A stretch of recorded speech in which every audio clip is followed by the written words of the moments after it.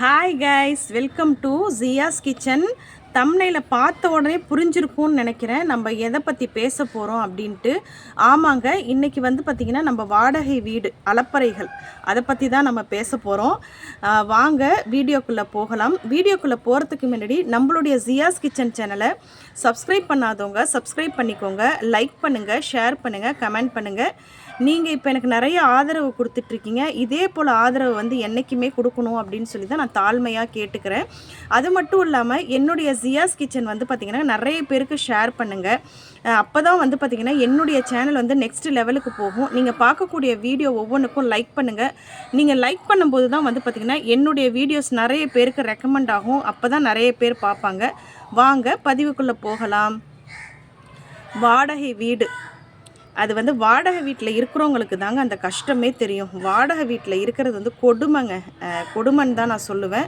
வேறு வழி கிடையாது, இருந்து தான் ஆகணும். வீடு இல்லாதவங்க, சொந்த வீடு இல்லாதவர்கள் என்ன பண்ணணும் அப்படின்னு பார்த்தீங்கன்னாக்கா வாடகை வீட்டில் தான் இருந்து ஆகணும்.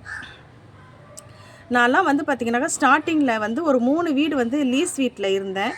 அதுவே வந்து பார்த்திங்கன்னா பெரிய பிரச்சனைங்க. லீஸ் அமௌண்ட்லாம் வாங்கிக்குவாங்க. வாங்கிட்டு அவங்க பண்ணுற அட்டூழியம் வந்து தாங்க முடியாது. அது வந்து ஒவ்வொரு பதிவாக நான் கொடுக்குறேன், அடுத்தடுத்த வீடியோவில் நான் கொடுக்குறேன். அதுக்கப்புறமா தான் சரி வந்து பார்த்திங்கனாக்கா நம்ம வாடகை வீட்டுக்கு வந்தோம். வாடகை வீடு வந்து ஒன்றும் நம்ம இருக்கக்கூடிய ஹவுஸ் ஓனர்லாம் எந்த பிரச்சனையும் கிடையாதுங்க. இப்போ நம்ம புதுசாக வீடு பார்க்க போகிறோம், நமக்கு வந்து வீட்டு வாடகை கொடுக்க முடியல, சரி நம்ம பட்ஜெட்டுக்கு ஏற்ற மாதிரி நம்ம பார்த்துக்கலாம் அப்படின்னு சொல்லி ஒவ்வொன்றா நம்ம போய் பார்க்கும்போது வந்து பார்த்திங்கனாக்கா கஷ்டமாக தாங்க இருக்குது. ஒரு சில வீடுலாம் நான்லாம் அவ்வளோ வீடு பார்த்துட்டேங்க.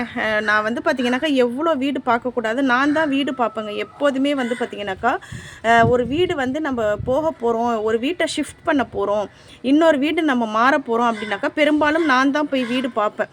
ஏன்னாக்கா வந்து பார்த்திங்கனாக்கா நான் பார்க்கும்போதே ஓரளவுக்கு வந்து நான் அண்டர்ஸ்டாண்ட் பண்ணிக்குவேன். கண்டிப்பாக நான் கேட்பேன், தண்ணி வருமா இல்லை இபி ஃபெசிலிட்டிஸு எல்லாமே அதெல்லாம் கேட்டுட்டு தான் நான் வந்து போவேன். எடுத்த உடனே பார்த்தோம் கவுத்தோம்லாம் போக மாட்டேன். இப்போ இருக்கிற சூழ்நிலைக்கு வந்து பார்த்திங்கன்னா கண்டிப்பாக நம்ம வீடு மாறி தான் ஆகணும், வேறு வழி கிடையாது. ஏன்னாக்கா வந்து பார்த்திங்கன்னா நம்ம சம்பாதிக்கக்கூடிய பணத்தில் வந்து பார்த்திங்கனாக்கா 75% வந்து பார்த்திங்கன்னா வீட்டு வாடகைக்கே போகிறதுனால மற்ற செலவுகளை வந்து சமாளிக்க முடியல. ரெஸ்ட்டு கிடையாது எனக்கு. எல்லா நாளுமே வந்து கடை போட வேண்டிய சூழ்நிலைக்கு நான் தள்ளப்பட்டுட்டேன். சுத்தமாக எனக்கு முடியலைங்க. ஒரு 2 நாள் லீவ் போட்டு வீட்டில் இருக்க முடியல என்னால். ஏன்னா வந்து வாடகை அதிகம். அதுக்கப்புறமா வந்து பார்த்திங்கன்னா மற்ற செலவுகள், வீட்டு செலவுகள், பசங்க படிக்கிறாங்க, இதெல்லாம் இருக்கிறனால கண்டிப்பாக வந்து நம்ம கடை போட்டு தான் ஆகணும் அப்படிங்கிறதுக்காக சரி ஓகே. அப்புறமா வந்து ஒரு டிசைட் பண்ணியாச்சு, சரி இதோட கொஞ்சம் சின்ன வீடாக இருந்தாலும் பரவாயில்ல, நமக்கு வந்து வாடகை குறைஞ்சாக்கா போதும், இருக்கக்கூடிய கமிட்மெண்ட்டெல்லாம் வந்து கம்ப்ளீட் பண்ணணும். ஏன்னா வந்து பையனுக்கு வந்து ஆக்சிடெண்ட் ஆகும்போது நமக்கு கொஞ்சம் பணம் அதில் வந்து கொஞ்சம் நிறைய செலவாயிடுச்சு. அதில் வந்து கொஞ்சம் செம்ம லாக்கு, அதில் தான் லாக்கு. அதனால் வந்து பார்த்திங்கனாக்கா ஓகே நம்ம மாறிக்கலாம் அப்படின்னு சொல்லிட்டு தான் நானும் வந்து 7-8 மாதமாக வீடு பார்க்குறேங்க. வீடே கிடைக்கலங்க எங்கேயுமே. இப்போ வந்து பார்த்திங்கனாக்கா டூலெட் போர்டே கிடையாது. முன்னாடிலாம் வந்து பார்த்திங்கனாக்கா ஒரு வீடு காலி ஆகிடுச்சுன்னா ஹவுஸ் ஓனரே என்ன பண்ணுவாங்கன்னா டூலெட்னு போட்டுட்டு மொபைல் நம்பர் வந்து அதில் மென்ஷன் பண்ணிடுவாங்க. நம்ம வந்து காண்டாக்ட் பண்ணிவிட்டு பேசிவிட்டு வீடு பார்த்துட்டு பிடிச்சிருந்ததுன்னா அவங்க சொல்லக்கூடிய டேர்ம்ஸ் அண்ட் கண்டிஷனை கேட்டுட்டு நம்ம அந்த வீட்டுக்கு போயிட வேண்டியதான். ஆனால் இப்போ வந்து அந்த மாதிரி கிடையாதுங்க. நம்ம இருக்கக்கூடிய ஏரியாவில் வந்து பார்த்திங்கனாக்கா டூலெட்ங்கிற போர்டே கிடையாது. அந்த வீட்டில் யார் இருக்காங்க இல்லைன்னு கூட நமக்கு தெரியாது. ஆனால் வந்து பார்த்திங்கனாக்கா இங்கே வந்து ஹவுஸு புரோக்கர்ஸ் ரொம்ப அதிகமாயிட்டானுங்க. அவங்களே வந்து பார்த்திங்கன்னா பேம்ப்ளெட் எங்கே பார்த்தாலும் நோட்டீஸ் ஒட்டி வச்சுருக்கானுங்க. ரெண்ட்டு, லீஸு, வாங்க, விற்க அப்படின்னு சொல்லிட்டு அவனுங்களோட நம்பரை வந்து பார்த்திங்கனாக்கா ஒட்டி வந்து எங்கே பார்த்தாலும் நோட்டீஸை ஒட்டி வச்சுருக்கானுங்க.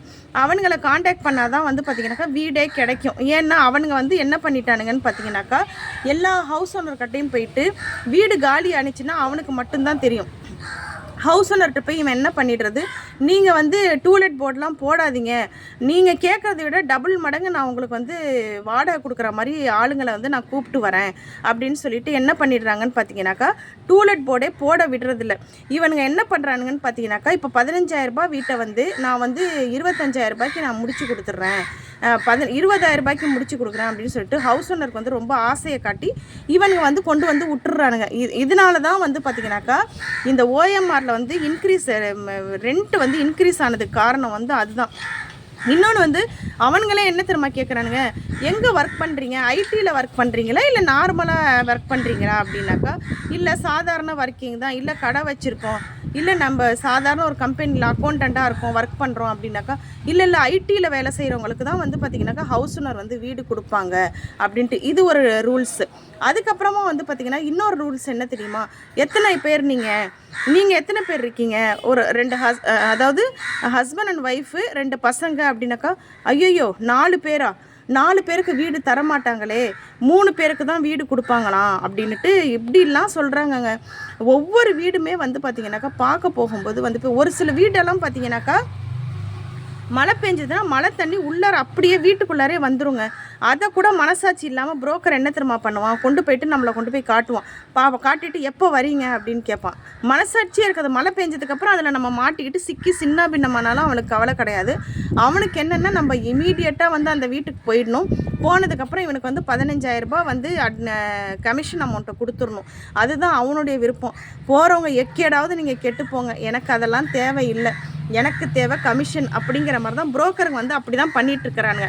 விட்டாக்கா மனுஷங்களே தின்னுருவானுங்க போல இருக்கு. இந்த புரோக்கருங்க வந்து அப்படி தான் பண்ணிகிட்ருக்கிறானுங்க. இங்கே வந்து பார்த்திங்கனாக்கா அவ்வளோ புரோக்கர்ஸ் வந்து நிறைஞ்சி போயிட்டாங்க. மனசாட்சியும் இல்லை, மனிதாபிமானமும் வந்து செத்து போயிடுச்சு அப்படி தான் நான் சொல்லுவேன். அதனால் வந்து பார்த்திங்கனாக்கா எனக்கே வந்து நிறைய வீடு பார்க்கும்போது வந்து பார்த்திங்கன்னா நிறைய கஷ்டமாக இருக்குங்க. நம்ம வந்து கண்டிப்பாக ஒரு வீடு வாங்கணும். நான்லாம் வீடு வாங்குவேனான்னு கூட எனக்கு தெரியாதுங்க, வீடே கட்டுவேனான்னு கூட எனக்கு தெரியாது. ஒவ்வொரு வாடகை வீட்லேயும் இருக்கும்போது வந்து பார்த்திங்கன்னா ரொம்ப மனசு வலிக்குங்க எனக்கு. ஒவ்வொரு வீடாக மாறும்போது, ஒவ்வொரு வீடு பார்க்க போகும்போது ரொம்ப கஷ்டமாக இருக்குங்க. நம்ம வீட்டை போய் பார்த்து ஷிஃப்ட் பண்ணுறது, இங்கேருந்து அங்கே மாற்றுறது, அதிலே நிறைய பணம் செலவாகுங்க. வீடு வந்து ஒரு வாடகை வீடு மாற போகிறோம் அப்படின்னாக்கா, இப்போ இருக்கிற காலகட்டத்தில் ஒரு வாடகை வீடு மாற போகிறோன்னாக்கா வந்து கண்டிப்பாக 1,00,000 ரூபாய்க்கு மேலே வேணுங்க. கண்டிப்பாக இங்கே இருக்கிற சூழ்நிலையை நான் சொல்கிறேன். உங்கள் ஊரில் வந்து எப்படி இருக்குங்கிறது வந்து எனக்கு தெரியல.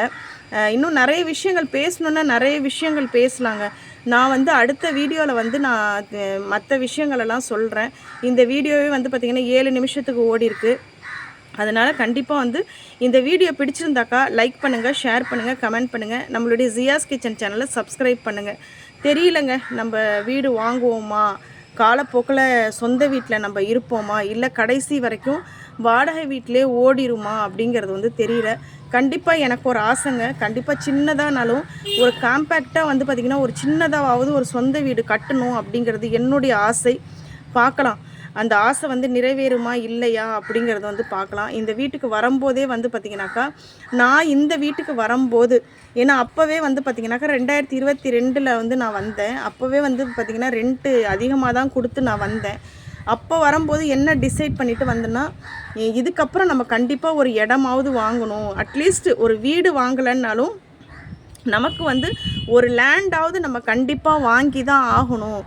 நம்ம வாங்காமல் போகவே கூடாது. இந்த வீட்டை விட்டு நான் போகும்போது ஒரு லேண்டாவது வாங்கிட்டு தான் போகணும் அப்படிங்கிற எண்ணத்தோடு தான் வந்து பார்த்திங்கன்னா இந்த வீட்டுக்கு வந்தேன். ஏன்னா வந்து பார்த்திங்கனாக்கா வாடகை வீடு ஒவ்வொன்றும் பார்க்கும்போது வந்து பார்த்திங்கனாக்கா அவ்வளோ டேர்ம்ஸ் அண்ட் கண்டிஷன்ஸு அவ்வளோ கஷ்டமாக இருக்குங்க. ஒரு சில ஹவுஸ் ஓனர்லாம் வந்து பார்த்திங்கனாக்கா ஹவுஸ் ஓனர் வந்து நச்சு எதுக்கு வண்டி நிறுத்துறீங்க, எதுக்கு இங்கே வண்டி நிறுத்தினேன், எதுக்கு உன் வீட்டுக்கு விருந்தாடி வந்தாங்க, எதுக்கு உன் ஃப்ரெண்ட்ஸு வந்தாங்க, எதுக்கு உன் பையனோட ஃப்ரெண்ட்ஸ் வந்தாங்க, எதுக்கு உங்கள் பிள்ளைங்களோட ஃப்ரெண்ட்ஸ் வந்தாங்க, எதுக்கு ஒரு வண்டிக்கு பதிலாக 2 வண்டி நிற்கிது. இதெல்லாம் டார்ச்சருங்க. குடும்பம்னா வந்து அன்பால் பிணையப்பட்டது தாங்க குடும்பம். ஆனால் இவனுங்க போடுற அலப்பறை இருக்குது பாருங்கள், தாங்க முடியலங்க. கண்டிப்பாக வந்து நம்ம ஒரு வீடு வாங்கணும். ஒரு சின்னதாவது ஒரு 10க்கு 10 ரூமாவது நான் கட்டணுங்க. நான் சாவறதுக்குள்ளார ஒரு 10க்கு 10 ரூமாவது சொந்தமாக கட்டணுங்கிறது என்னுடைய ஆசை. பார்க்கலாம் அது நடக்குமா நடக்காதாங்கிறதெல்லாம் எனக்கு தெரியாது.